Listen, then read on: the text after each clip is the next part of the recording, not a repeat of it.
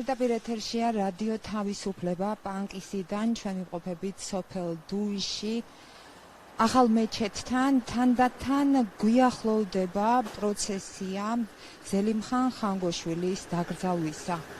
ეს გათენებისას ჩამოასვენეს თბილისის საერთაშორისო აეროპორტში და შემდეგ უკვე გადმოასვენეს პანკისის ხეობაში თავის მშობლიურ დუიში. ზელიმხან ხანგოშვილი ბერლინში 23 აგვისტოს მოკლეს.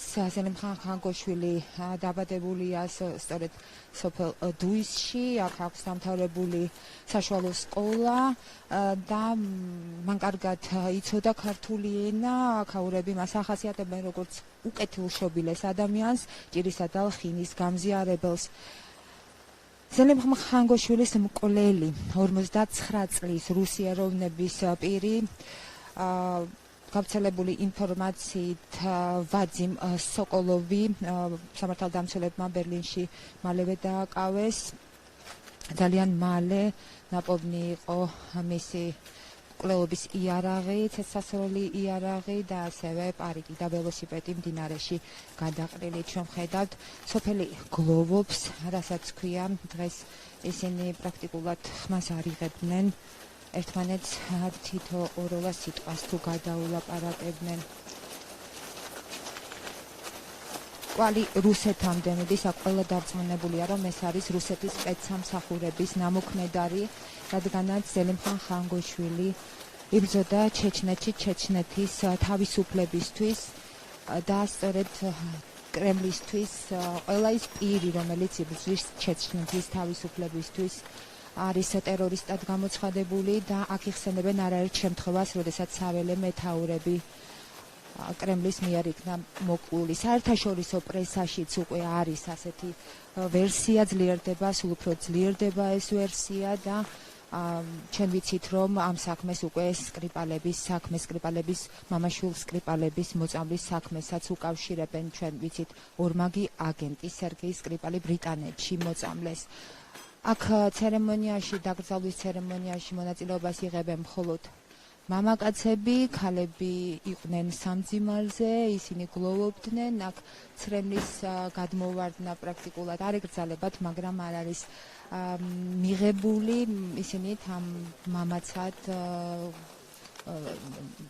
უმკლავდებიან ამ გასაჭირს და მთელი სოფელი იდგა ფეხზე, სხვადასხვა დროს მოდიოდნენ ადამიანები და სრულიად პანკისის ხეობა იყო შეძრული ამ ტრაგედიით.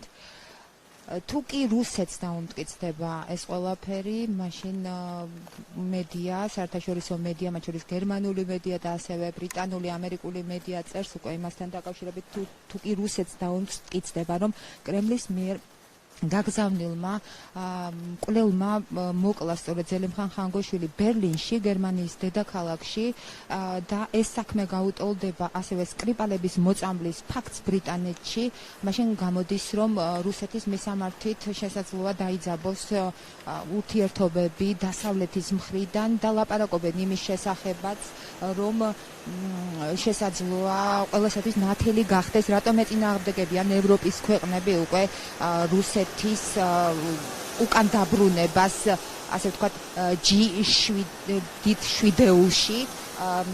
ის ინიციატორიც არის ამერიკის შეერთებული შტატები და მას ყავს მოწინააღმდეგეები ევროპაში.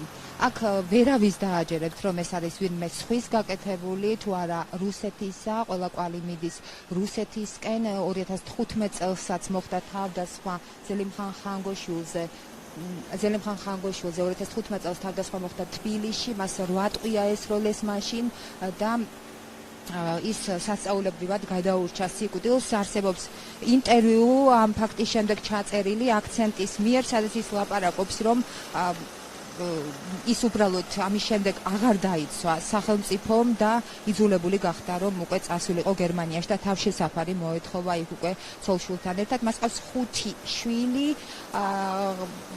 პატარა აქედან წლინახევრის არის სულ რაღაც, ის ბერლინშია დაბადებული, სავარაუდოდ ყოველ შემთხვევაში დასავლეთის რომელიღაცა ქვეყანაში.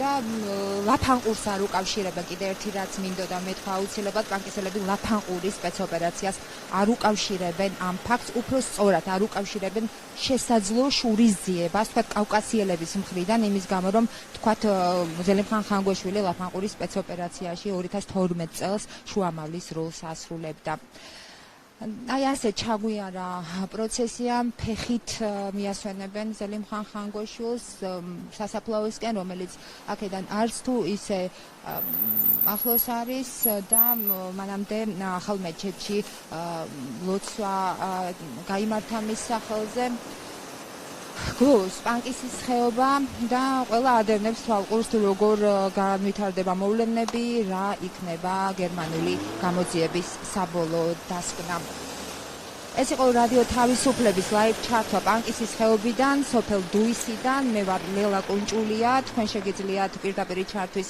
შემდეგ უკვე მოგვიანებით რეჟიმში ნახვა და ასევე ბევრი ინფორმაცია რომელიც სწორედ ამ ხეობიდანაც გვექნება ჩვენ არაერთ ფორმატში მათ შორის ტექსტურ თუ ვიდეო ფორმატებში მე დროებით გემშვიდობებით